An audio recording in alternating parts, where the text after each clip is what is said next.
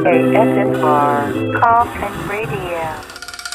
Welcome to another exciting episode of Coffin Radio. I am Heartthrob Rob, and today we are talking about the series premiere of episodes 1 and 2, X-Men 97. How dope is this? It took us 30 years, but we finally got it.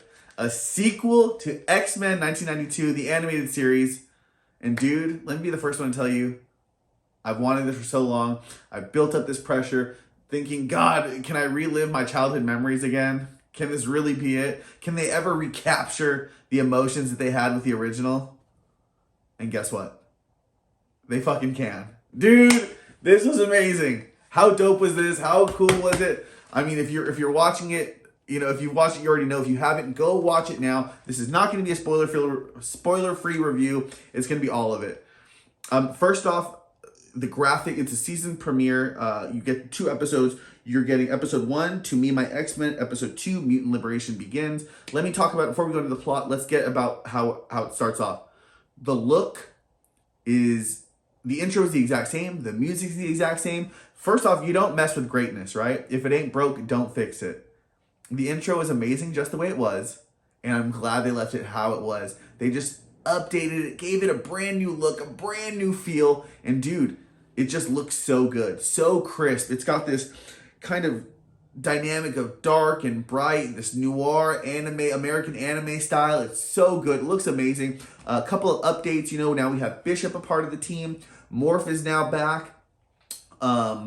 And you know, this is the new team that we have going on. Along with the usual suspects that we have: Jubilee, Cyclops, Jean Grey, Wolverine, Storm, Gambit, Rogue, you know, whoever. So it's pretty cool to see this new update, and the feel of it is dead on. That's what I tripped out on. It's that old school feel, the pauses, the heaviness for a children's show, totally brought back to life. The feel is there. You get that 90s gritty style. It's very cool. I was very happy. But yeah, so as we hop into it, it takes up about a year after the season finale of X-Men the Animated Series.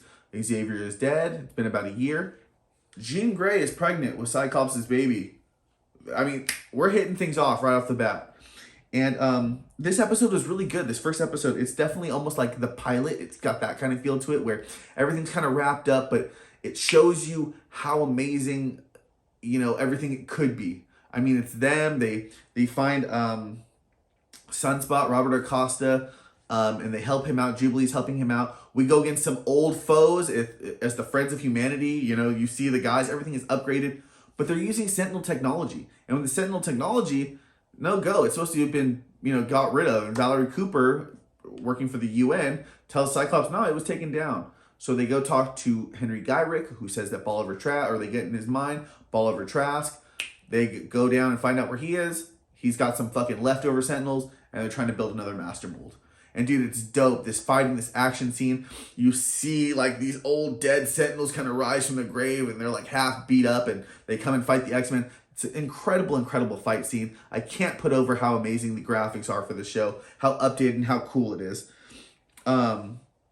Yeah, and at the end of it, you know, we see that, you know, they beat everybody. They beat Master Mold. They beat, you know, the Sentinels.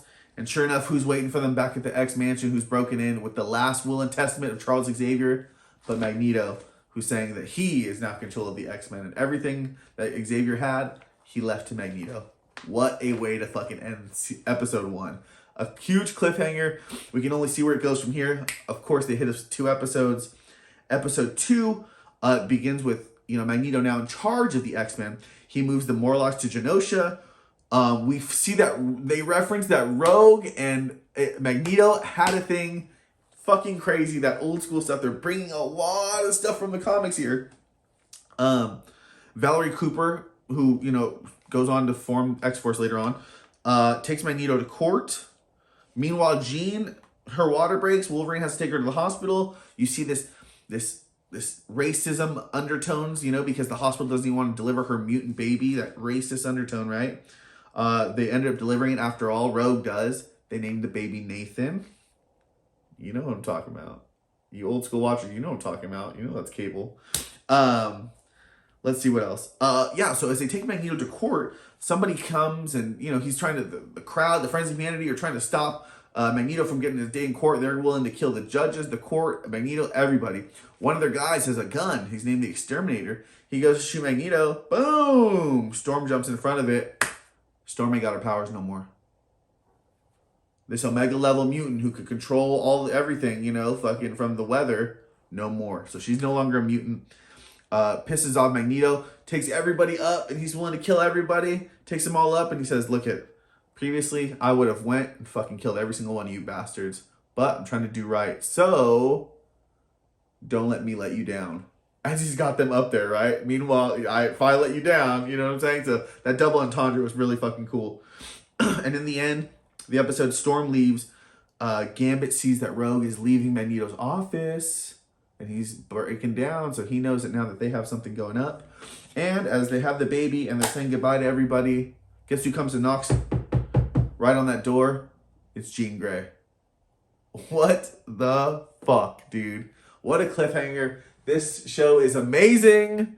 It's crazy how much of the feel that they have, how updated and new while still paying homage and still definitely a sequel to the show. It feels like a continuation. It really is.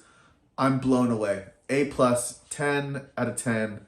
I'm excited to see where it goes. Can't wait for it next week. I think we're gonna head to some Phoenix stuff next week. I think that's where we're heading. Maybe some Madeline Pryor. I don't know. I don't know where they're gonna go with Storm. You see Wolverine at the end fighting against Sabretooth. We'll see where that goes. Sunspot and Jubilee may have a thing. Where's the love triangle of Magneto, Gambit, Rogue? There are just so many plot points here where we can go this season. It's going to be fucking incredible. So I'm excited to be along for the ride, man. In 1992, I was 5 years old. I am now 36, I believe. So to see all this come back now and to see it just as good, absolutely incredible. Blown away. But let me know what you guys think, man. We'll talk about it in the comments. Make sure you like and subscribe. And if you like what you're watching, then hop in the coffin. Follow us on social media at Coffin Radio. Coffin is spelled with a K. And that's all for today. ASMR Coffin Radio.